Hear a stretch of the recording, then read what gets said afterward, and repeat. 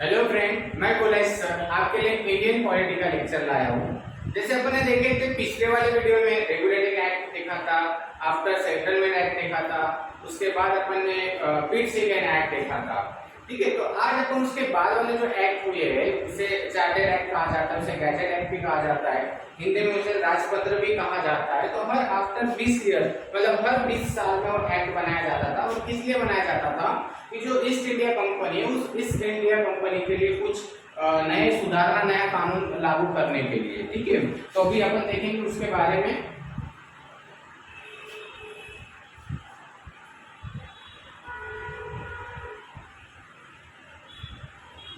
अभी gadget act है, ठीक है, तो फर्स्ट वाला गैजेट एक्ट आपको ध्यान में रखना है।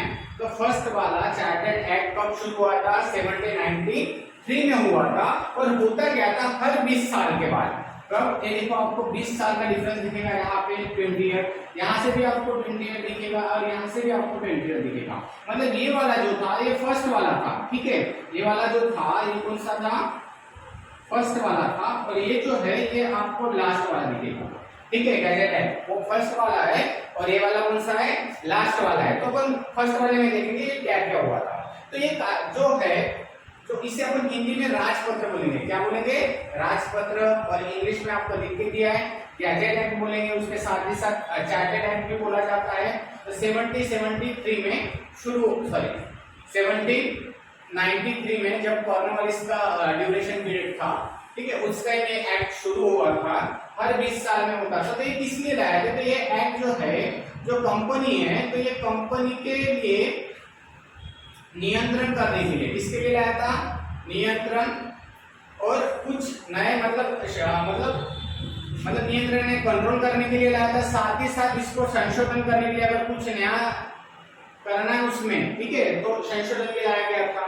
तो इसमें क्या हुआ था? फर्स्ट जो हुआ था इसमें बोला गया था जो कंपनी है, ईस्ट इंडिया कंपनी है, वो 20 साल के लिए उसके अधिकार और बढ़ा दिए गए। इस एक्ट के तहत क्या हुआ? जो कंपनी है, ये कौन सी कंपनी? ईस्ट इंडिया कंपनी है। उस कंपनी के जो व्यापार है बिजनेस, ठीक है, व्यापार का जो अधिकार था वो कितने सालों के लिए बढ़ा दिया? 20 वर्ष के लिए बढ़ा दिया। मतलब क्या हो गया कि जो ईस्ट इंडिया कंपनी है, वो ईस्ट इंडिया कंपनी का जो बिजनेस था, बिजनेस का जो उसे बिजनेस बढ़ाने के लिए, ठीक है, तो उसका जो कुछ राइट थे वो कितने आफ्टर 20 ईयर और बढ़ा दिए। ध्यान में रखना, मतलब 20 साल और बढ़ा दिए कंपनी का व्यापार करने के लिए। एक ये बात हो गई। दूसरी इंपॉर्टेंट बात क्या होगी कि इसी में क्या हो गया कि अभी तक आपने देखा है, इसमें क्या देखा था आपने कि जो कंपनी थी, कंपनी के लिए एक बोर्ड ऑफ डायरेक्ट कंट्रोल, ठीक है, बोर्ड ऑफ कंट्रोल एक जो थे जिस 6 लोगों का मेंबर एक कमेटी थी। उस कमेटी में आपको पता था एक हाफ मिनिस्टर रहता था, एक सेक्रेटरी रहता था, फॉरेन सेक्रेटरी रहता था और प्रीवियस काउंसिल के 4 मेंबर रहते थे। अच्छा, 6 लोग रहते थे, पहले रहते थे। पर इस एक्ट के तहत क्या किया गया? बोर्ड ऑफ कंट्रोल को क्या किया गया? आपको कम से कम 12 साल, कितने 12 वर्ष तक भारत में रहने का अनुभव चाहिए। कितने साल? 12 साल। मतलब आपको 12 साल कहाँ पे रहना चाहिए? भारत में रहने का अनुभव चाहिए। तभी आपको क्या बनाया जाएगा? तभी आपको बोर्ड ऑफ कंट्रोल का मेंबर बनाया जाएगा। साथ ही साथ इसमें क्या कहा गया था? जो बोर्ड ऑफ कंट्रोल है, ठीक है, बोर्ड ऑफ कंट्रोल है, इसके लिए जो सैलरी दी जाएगी, आपको पता है सैलरी, तो सैलरी कहां से मिलेगी? तो इसकी जो सैलरी है वो इंडियन फंड से मिलेगी। कहां से मिलेगी? Indian fund. मतलब डायरेक्ट भारतीय को। मतलब देखो क्या हो रहा है कि काम किसके लिए करो? काम ब्रिटिशर के लिए करो, है ना, ईस्ट इंडिया कंपनी के लिए करो। और पैसा कौन देगा? इसकी सैलरी पेमेंट कौन करेगा? तो भारत के फंड से जाएगा। ठीक है, तो इस एक्ट में ये सब हुआ था। वो क्या क्या हुआ था तो ध्यान में रखना। पहली बात तो जो व्यापार के लिए जो कंपनी थे उसके लिए 20 साल बढ़ा दिए आगे, और 12 साल बोर्ड ऑफ कंट्रोल के लिए जो भी एक मेंबर चाहिए था, मेंबर बनने के लिए क्या चाहिए था? आपको 12 साल भारत में रहने का अनुभव चाहिए था। साथ ही साथ इसमें क्या होता है, जो इनकी जो सैलरी रहती थी, ये सैलरी कहाँ से होगी? भारत के ही फंड से। ठीक है, समझ में आ गया अंदर के पॉइंट्स में क्या है। तो ये इस टाइप से बनाया था अपना गैजेट एक्ट 1793, जब कॉर्नवालिस का, ठीक है, टाइम का लॉर्ड कॉर्नवालिस उस टाइम गवर्नर जनरल थे बन के आए थे, उस टाइम का ड्यूरेशन पीरियड था। उसके बाद सेकंड वाला देखते हैं। सेकंड वाला कई बार इससे क्वेश्चन आए हुए हैं कि इसमें से बहुत से क्वेश्चन आए, मैं आपको बता देता हूँ आगे। तो जो गैजेट एक्ट है उसे अपन हिंदी में क्या कहेंगे, राजपत्र बोलेंगे, ठीक है। चार्टर्ड अकाउंट है, चार्टर्ड एक्ट है, सॉरी चार्टर्ड एक्ट है, और कब आया था, 1813 में आया था। तो 1813 में ऐसा क्या क्या हुआ था, इसमें क्या चेंजेस हो गए थे जो 20 साल में, ठीक है, 20 साल का ड्यूरेशन होते होते क्या चेंजेस हो गए। तो इन्होंने क्या बोला कि जो व्यापार है, ठीक है, जो ईस्ट इंडिया कंपनी का जो बिजनेस है, जो व्यापार है, व्यापार का जो एक अधिकार है, एक अधिकार मतलब, ठीक है, मोनोपोली, ठीक है, मोनोपोली मतलब एक अधिकार समाप्त कर दिया। क्या कर दिया, एक अधिकार समाप्त कर दिया। सिर्फ जो चीनी लोग थे, ठीक है, जो चीन था, और साथ ही साथ आपको चाय, ठीक है, चाय पत्ती जो है चाय, इनका ही एक अधिकार व्यापार रह गया था, ठीक है, इनका ही मतलब मोनोपोली था, ये रह गया था, बाकी सब समाप्त हो गया था। कौन सा, जो व्यापार था, कौन सा व्यापार, जो ईस्ट इंडिया कंपनी का जो भी व्यापार था, जैसे मान चलो इंडिगो की खेती हो गई, कपास की खेती हो गई, तो ये जो भी रॉ मटेरियल की जो भी खेती थी, अपना जो मटेरियल था, तो उसके क्या हो गया, तो एक अधिकार समाप्त कर दिया कंपनी ने। बट जो चीन जो देश है, आपको पता है चीन, ठीक है, चीन जो देश है और जो चाय पत्ती है, उस पे एक अधिकार, ठीक है, शुरू था, उसके ऊपर शुरू था, ध्यान में रखना, ठीक है। कई बार क्वेश्चन आया हुआ है कि व्यापार को पूरी तरीके से एक अधिकार खत्म कर दिया, तो किस चार्टर्ड एक्ट में किया गया, ठीक है, तो आपको ध्यान में रखना। दूसरी बात, ठीक, समझ में आया। दूसरी बात, 1 लाख रुपए, कितना, 1 लाख रुपए क्या हुए, जो एजुकेशन सिस्टम है इंडिया का, ठीक है, इंडिया का जो एजुकेशन सिस्टम है, उसके लिए क्या हुआ, एक फंड आया, ठीक है, उसके लिए क्या हुआ, एजुकेशन, भारत में एजुकेशन प्रणाली, मतलब एजुकेशन का जो दर है वो बढ़ना चाहिए, इसीलिए क्या हुआ, 1 लाख रुपए इन्वेस्ट, मतलब 1 लाख रुपए वहां पे ब्रिटिश सरकार की तरफ से फंड मिला, ठीक है। पर इतना ध्यान में रखना कि इतनी दुर्दैव की बात है कि ये 20 साल तक 1 लाख रुपए जैसे के वैसे ले, ना इसमें से 1 रुपया भी खर्च किया उन लोगों ने कि भारत की जनता को या भारत के अपने जो लोग हैं उनको पढ़ाने के लिए, ठीक है, उनको सिखाने के लिए 1 रुपये भी खर्च नहीं किया। 20 साल तक वो वैसे ही रहा, 1 लाख रुपए, ठीक है। साथ ही साथ क्या हुआ, इसमें आपको मिलेगा कि जो क्रिश्चियन लोग थे, क्रिश्चियन जो कम्युनिटी थी, ठीक है, क्रिश्चियन जो धर्म था, इनको अधिकार दे दिया था। इनको क्या अधिकार दिया था, ठीक है, तो प्रचार करने का, मतलब वो अपने धर्म का प्रचार कर सकते हैं। मैं पिछले वीडियो में भी बताया था, शायद इस वीडियो में भी बता देता हूँ कि किसी भी धर्म का प्रचार नहीं कर सकते, गैर कानूनी है, ठीक है। सार्वजनिक जगह पे आप अपने पूरे लाइफ में कभी नहीं देखा होगा कि आपने कोई धर्म आता है और बोलता है, कोई आपने कभी स्कूल कोचिंग में बोला है कि ये हमारा धर्म अच्छा है तो आप स्वीकार करिए या ऐसा वैसा, तो कुछ भी नहीं रहेगा, ध्यान रखना। क्योंकि अगर कोई उसका प्रचार करता है तो क्या होता है, उसके ऊपर क्या होता है, कार्रवाई होती है, उनको सजा हो जाती है। तो ध्यान में रखना कि क्रिश्चियन का जो अधिकार था, पर इन्होंने क्या कर दिया, क्रिश्चियन को अधिकार दे दिया। क्या अधिकार दे दिया, कि दे दिया कि तुम क्या करो, तुम अधिकार मतलब प्रचार करो। समझ में आया क्या क्या करें। साथ ही साथ इन्होंने क्या किया, जो बोर्ड ऑफ कंट्रोल थे, बोर्ड ऑफ कंट्रोल थे, ठीक है, इनके जो अधिकार थे, इनके अधिकार बढ़ा दिए, अधिकार क्या कर दिए, बढ़ा दिए, और इनके जो जगह थी वो भी बढ़ा दी। ध्यान में रखना क्या क्या हुआ था, तो राजपत्र में क्या क्या हुआ, तो एक ध्यान में रखना कि एक व्यापार का जो था एक खत्म कर दिया, ठीक है, और जो व्यापार था वो चीन और चाय के साथ ही मोनोपोली रख दिया, बाकी सबके लिए हटा दिया। दूसरा क्या किया, एजुकेशन के लिए 1 लाख रुपए दिया, ठीक है, पर वो खर्च नहीं किए, 20 साल तक खर्च नहीं किए। उसके बाद क्रिश्चियन जो धर्म था उनका जो उनको अधिकार दे दिया कि आप जाओ भारत में और प्रचार करो क्रिश्चियन धर्म का, क्रिश्चियन कम्युनिटी का। साथ ही साथ जो बोर्ड ऑफ कंट्रोल थे उनको ज्यादा अधिकार दे दिए, पहले से ज्यादा अधिकार दे दिए, ठीक है, और उनके जो नंबर ऑफ जो मेंबर थे वो भी बढ़ा इस एक्ट के तहत, ठीक है, चार्टर्ड एक्ट 1813 के तहत, ठीक है। अभी इसके बाद वाला जो देखते हैं गैजेट ऑफ 1833 वाला, ठीक है, जो काफी इंपॉर्टेंट है।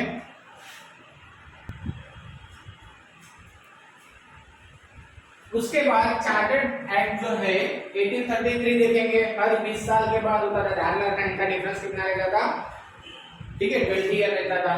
तो ये देखेंगे अपन 1833 वाला गैजेट है, तो इसमें क्या हुआ था, ठीक है। तो अभी तक जो भारत था, तो भारत में क्या हुआ था मैं आपको बता देता हूँ कि उस टाइम थोड़ा सा मैं अलग था, मैं आपको बता देता हूँ कि उस टाइम क्या होता था, इनका जो राष्ट्र था किसका, ईस्ट इंडिया कंपनी का, या फिर जो ये लोग थे ब्रिटिशर, तो इनका इस साइड ही था, ठीक है। कब तक था, 1813 तक, पर 1833 तक आते आते पूरे भारत पे कब्जा कर, क्या हो गया, अभी धीरे धीरे आते आते तक उन्होंने क्या कर दिया, पूरे भारत पे उन्होंने क्या कर दिया, कब्जा कर दिया, ठीक है। तो अभी तक जैसे यहाँ पे इनके जो अधिकार थे सिर्फ ये बंगाल तक ही सीमित हुए, ठीक है, कहाँ तक सीमित थे, बंगाल तक, बट अभी क्या हो गया, अभी पूरे भारत तक हो गया, ठीक है। तो इसमें क्या क्या होगा अपन देखते हैं। तो फर्स्ट पॉइंट, जो 1 लाख रुपए आए थे, 1 लाख रुपए आए थे, आपको पता है, तो पिछले वीडियो पिछले एक्ट में था, जो 1 लाख रुपए जो एजुकेशन के ऊपर आए थे, तो वो 1 लाख रुपए जो एजुकेशन के ऊपर आए थे, तो इस एक्ट में उसे यूज किया, ध्यान में रखना, मतलब इस एक्ट में क्या किया उसे, ठीक है, उस टाइम पैसा आया 1 लाख रुपए, पर वो 1 लाख रुपए आने पर तब तक वैसे ही रहा, वो फंड किसी काम में यूज नहीं हुआ, ठीक है। बट फिर एक गवर्नर आया, गवर्नर जनरल लॉर्ड बेंटिंग था, और उन्होंने क्या किया, शिक्षण जो प्रणाली थी उसके लिए फिर पैसा खर्च करना शुरू कर दिया, तो ये 1 लाख रुपए खर्च कर दिया। दूसरी सबसे बात, जब अभी गवर्नर जो था ये भारत का गवर्नर बन गया, ये अभी तक क्या था, बंगाल का गवर्नर था, देखो अभी तक क्या था, बंगाल का गवर्नर था, यहाँ पे मद्रास का, बॉम्बे का गवर्नर था, यहाँ पे मद्रास का गवर्नर था। तो आते आते इन्होंने क्या कर दिया, अभी जो इसे भारत का, जो बंगाल का गवर्नर जनरल था, जो बंगाल का गवर्नर जनरल, उसे क्या कर दिया, उसे भारत का गवर्नर, उसे क्या कर दिया, भारत का गवर्नर जनरल बना दिया, ध्यान में रखना। तो मतलब इस एक्ट के तहत अभी तक क्या होता था कि अभी तक बंगाल का बनाया जाता था गवर्नर, क्यों बनाया जाता था, क्योंकि उनका जो एरिया था, ठीक है, उन्होंने जो हेजेमनी बोलेंगे अपन, जो कल बताया था, उन्होंने जो भारत का जो आधिपत्य था वो ब्रिटिश में भी आया था, खाली बंगाल था, ठीक है, तो वही तो कब्जा किया था। बट अभी 1833 आते आते क्या हो गया, उन्होंने पूरे भारत पे कब्जा कर लिया, तो पूरे भारत पे कब्जा कर लिया, तो इसीलिए उन्होंने क्या सोचा कि अभी बंगाल का क्यों रखेंगे, पूरे भारत का रखेंगे, तो इसीलिए उन्होंने क्या कर दिया, भारत का गवर्नर जनरल बना दिया, ध्यान रखना। तो बहुत बार क्वेश्चन आता है कि बंगाल का लास्ट वाला गवर्नर जनरल को, ध्यान में देखो, ठीक है, बंगाल का पहला नहीं पूछ रहा मैं, लास्ट वाला, तो बंगाल का लास्ट वाला गवर्नर जनरल, ठीक है, कौन था, लॉर्ड विलियम बेंटिंग, ठीक है, ये थे लास्ट वाले, ठीक है। और क्या हुआ, फर्स्ट वाले कौन से थे, भारत के गवर्नर जनरल। कई बार एसएससी रेलवे में क्वेश्चन आते हैं वन लाइनर, बट यूपीएससी अपना जो स्टेट बड़ी जो एग्जाम है स्टेट लेवल है यूपीएससी, तो वहां पे मल्टी क्वेश्चन आएंगे, ठीक है। तो भारत का पहला गवर्नर जनरल भी वही था, ध्यान में रखना, प्रथम भारत का गवर्नर जनरल भी कौन था, लॉर्ड विलियम बेंटिंग ही था। साथ ही साथ यहाँ पे क्या हुआ, आपको पता होगा, दास प्रथा जो है, दास प्रथा का क्या कर दिया, अंत कर दिया, क्या कर दिया, मतलब खत्म कर दिया। दास प्रथा की बहुत मतलब पीढ़ी न पीढ़ी से चलती आ रही थी, तो इस एक्ट के तहत 1843 में दास प्रथा खत्म कर दी, दास प्रथा बंद कर दी, ठीक है।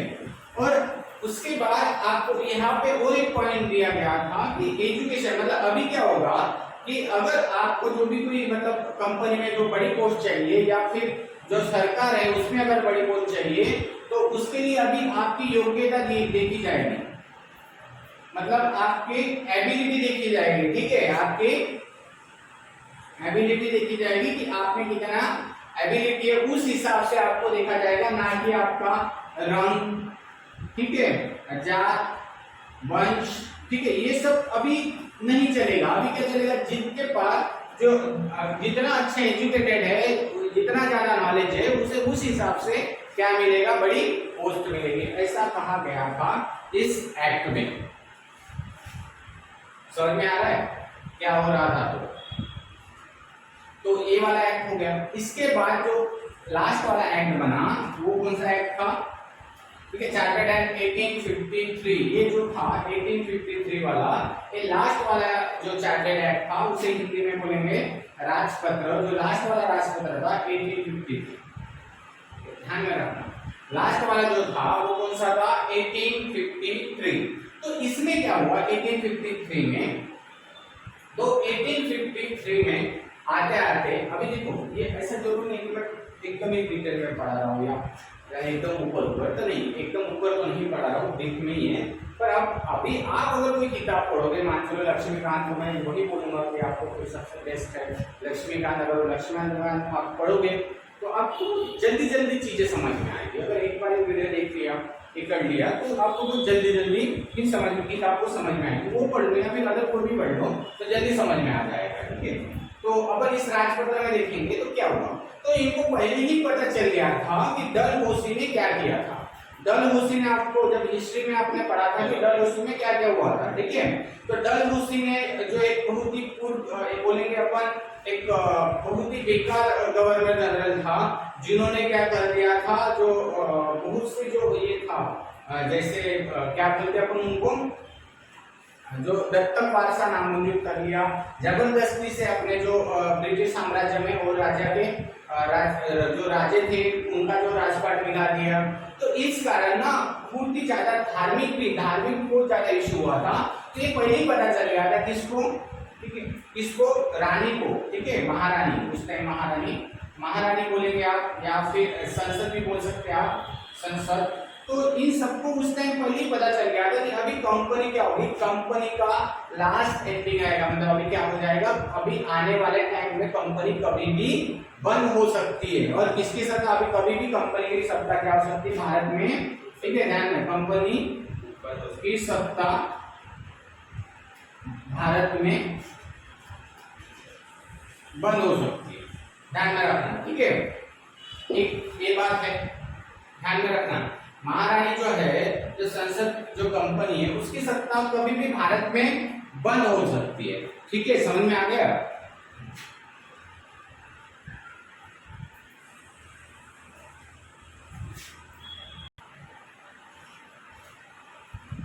तो देखो 1853 में क्या क्या हुआ था, ठीक है। 1853 के एक्ट में क्या हुआ था, तो जो 1853 में इनको पहले ही पता चल गया था, जो संसद है ब्रिटिश कालीन जो है, उनको पहले ही पता चल गया था कि अभी कंपनी की जो शासन है भारत में वो क्या हो जाएगा, समाप्त हो जाएगा। समझ में आ रहा है? आप ध्यान में रखना कि जो ब्रिटिश जो संसद है, किसी भी समय कंपनी की जो सत्ता भारत में वो कभी भी समाप्त हो सकती है। तो इसके लिए अपने को रेडी रहना पड़ेगा, ठीक है, संसद को। तो ये पहली बात होगी इस एक्ट में, ध्यान में रखना। दूसरी बात ध्यान में रखना कि जो कार्यकारी परिषद है, कार्यकारी परिषद यानी क्या, एग्जीक्यूटिव काउंसिल के जो सदस्य है, उन्होंने क्या किया, उन्होंने कानूनी सदस्य बना दिए, उनको क्या बना दिए, ठीक है, लीगली सदस्य बना दिए, कानूनी सदस्य बना दिए, और उन्हें क्या कर दिया, पूर्ण सदस्य का दर्जा दे दिया। क्या कर दिया, पूर्ण सदस्य का दर्जा दे दिया। साथ ही साथ क्या हुआ, बंगाल का जो गवर्नर जनरल, अभी देखो वो ऐसा है कि बंगाल का गवर्नर जनरल बना दिया पूरा भारत का। अभी पूरा भारत का गवर्नर जनरल अगर बंगाल में बना दिया, तो बंगाल को देखेगा कौन, वो भारत को देखेगा कि बंगाल को देखेगा, है ना। तो इसी को चलते हुए, इसी को ध्यान में रखते हुए क्या किया, बंगाल के लिए एक अलग गवर्नर नियुक्त किया। देखो अभी तक क्या होता था कि बंगाल का ही गवर्नर पूरे भारत को देखता था, ठीक है, पर अभी क्या हो गया कि बंगाल, उसके ऊपर ज्यादा वेटेज पड़ने लगा कि वो भारत का देखे कि बंगाल का देखे। इसीलिए उन्होंने क्या कर दिया, बंगाल के लिए गवर्नर नियुक्त कर दिया। साथ ही साथ क्या किया, गवर्नर जो जनरल है, गवर्नर जनरल जो थे, तो गवर्नर जनरल को एक अधिकार दिया गया था कि वो क्या कर सकते कि वो उपाध्यक्ष भी, मतलब जो आपको पता है एचईबी काउंसिल जो है, परिषद है, उसका भी उपाध्यक्ष ये चुन सकता था, इनको अधिकार दिया था। जो गवर्नर जनरल है, उस गवर्नर जनरल को क्या अधिकार दिया गया था कि वो क्या कर सकते हैं, वो उपाध्यक्ष भी चुन सकते हैं।